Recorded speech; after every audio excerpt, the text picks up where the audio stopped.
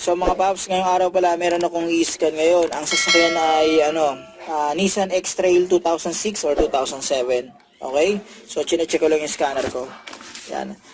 Tara, samahan nyo ako i-scan yan mga paps. So ito Nissan X-Trail QR25 na natin. So ito. Gamit ko muna yung Ansel. Mamaya ako gagawin ito isa. So wala ako nakukuha sa sa engine, pero gagawin ko i-start ko. So 4-wheel drive pala to. Yan. Yan na. Yan sa engine. So tingnan natin to. No DTC ako nakukuha. Wala ako nakukuha sa airbag saka sa engine, double check natin.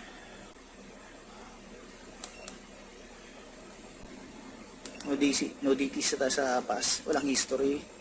Sa current, malinis. So malinis to sa Ansel. Alam naman dito pag yung Nissan na luma, medyo may katagalan mag-load itong CG Sulit. Extremely tayo. So sa T30 lang talaga. So unahin itong makina, engine. So ito yung nasa na ako sa engine. Tingnan natin Tingnan natin kung may mababasang code. So read code tayo. So wala akong nakukuha. Ngayon sa ABS. So sa ABS, ito tingnan natin baka may makuha tayo.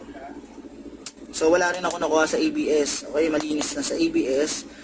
Sa importante titingnan natin yung transmission. Sa importante yan. So dito na tayo sa sa transmission. Sa transmission natin, tingnan natin kung may mababasa tayo. So may nakuha ako isa, initial start. Kakaiba to kasi walang code. Tignan natin baka lang to, tawag dito, glitch lang. So clear codes natin. Yes natin. Yes. Okay. So read code, tignan natin kung may makuha ako. So wala na. So ito susunod ko yung check dito yung live data ng sa engine kasi may sinasabi sila sir na nagkaroon ng check engine nung nagkabit ng sound system. So ang nangyari siguro nito, nung nagsisetup sila, hindi ko alam baka nakakabit yung negative terminal ng battery, tinanggalin na yung map sensor o hindi ko alam. Pero na-delete naman nila, history na lang yun. Si sir concern, gusto natin patunayan kasi baka mamaya inisip nila sira yung map sensor. So sabi ko sa kanya, history na lang yun Pero patunayan natin na okay yung map sensor niya. So wala naman ako nakikitang check engine dyan walang check engine dyan. Taas lang ang odometer pero walang check engine. So, natin yan. O signal natin.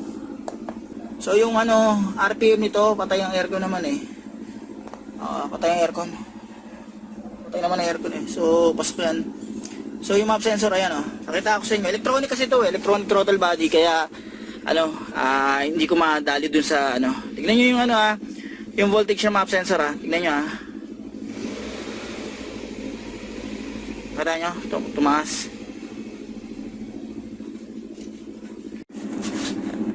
So yung yung map, okay na, yung RPM. Yan, ito, yung mga importante lang tinitingnan ko. Yung coolant, okay, kanina 94 yan Yung yung oxygen sensor, yung laro niya okay naman wala namang problema. Hindi naman nag-stuck sa isa lang Papa natin.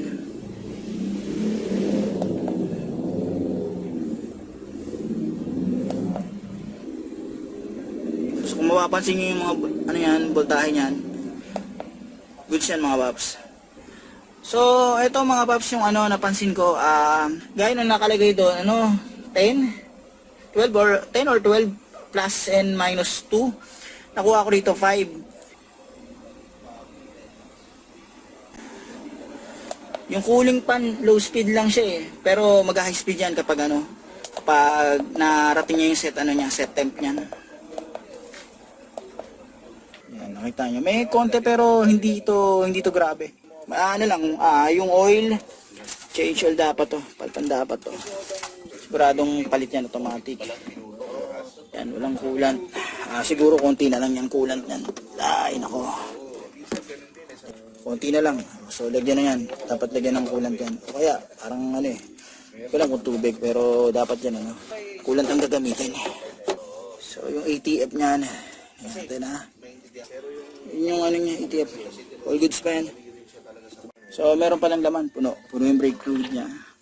Ngayon, baka pumutok kasi ito eh, palambigin ko muna ito. Ibaba, mga magagawa dito. Test drive. So, yan, leak na yan. Kaya ano na yan, oil seal lang yan. Ngayon na to, mga paps, ita-test drive to kasi para lang makasigurado yung bibili. Mas maganda talaga ma-test drive para malaman kung good yung shifting nito. Nakita ko yung ATF okay eh, pero titingnan namin muna. So okay mga paps, ayan, tapos ko nang ma-scan at ma-check yung sasakyan. Yung pag-check ko ron, hindi naman talaga todo, konting check lang ginawa ko. Kasi ang trabaho ko lang talaga doon, mag-scan at maghanap ng possible na na DTC or fault code, okay? Ang odometer nun ay 266 na, so medyo mataas. So si sir, bahala na siya kung bibili niya yun. Ang concern ko ron, yung nung tinest drive kasi namin, wala namang delayed shifting. Pero sinabi ko sa kanya kasi, baka mamaya kasi merong delayed shifting yun or intermittent delayed shifting. So mas maganda yun, ma-test drive pa ng mas matagal, hindi lang isang beses. So yun yung pinayo ko sa kanya.